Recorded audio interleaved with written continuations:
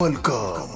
Bolcom pour avoir une bonne communication. Bolcom, bienvenue chez vous. salaamaaleykum Sénégal salaamaaleykum West Africa salaamaaleykum worldwide dal leen ak jàmm wala dalal leen ak jàmm seen chaîne bu mag bi ñuy wax Bolcom pour avoir une bonne communication et tout simplement Bolcom bienvenue chez vous. yow mi abonné gul da war a gaaw a abonné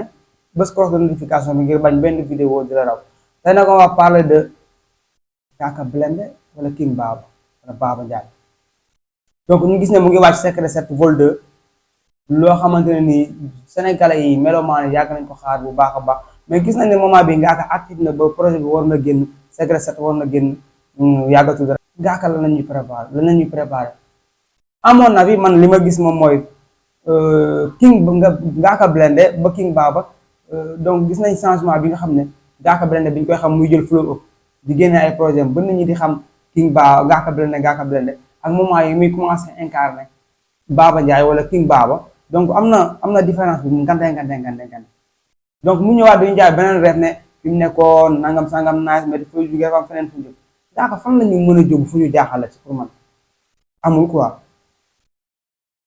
man su fekkoon dama gis benn Ngaaka mu def ne retour au bercail wala mu ne waat Blindé Ngaaka Blindé donc damay kontaan damay xam ne rab la ñu Ngaaka Blindé di indi daat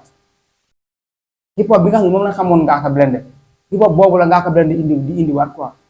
mais gis nañ Ngaaka jóge ci hip hop purement donc xaw a njaat affaire yi comme ni ñu koy waxee bu nooy bi xaw a changé style de trop bi muy wax Baba Ndiaye après mu ne day confirmer Baba Ndiaye boobu Secret 7 vol 2 kon lan la ñuy indil quoi en tant que mélomane donc mënuma jàpp ne jusqu'à preuve contraire mënuma jàpp ne Ngaaka Blindé mën na ma indil lu ma yëm bu dee ci rap la ñuy wax quoi musicalement nag mu changé style complètement du ma bett parce que booy xool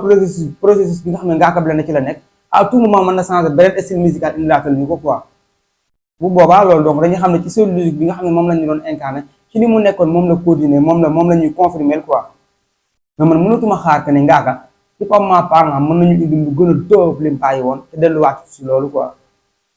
mënuma jàpp ne aussi fi mu nekkoon tey ba gars yi di ko ba bàyyi xel mu nekk artiste boo xamante ne nii tout le temps day nekk au devant de la scène parce que idi muy génnee classante yi fii xam nga baatal yi fii donc loolu noonu ak li Ngaaka di incarné waat ni sama xalaat bu gàtt ak sama gis dama jàpp ne bokkul te kon Ngaaka bu fekkee bàyyi na fi rap bàyyi fi style bi nga xam ne style musical bi nga xam ne moom la ñu mujjee jaay Ngaaka lan la ñuy indi xanaa reggae R&B wala la zouk non lan la ñu Ngaaka mën a jaar loo xamante ne nii pour man mélomane hip hop pur yi dinañ ci gagné quoi man gisuma ko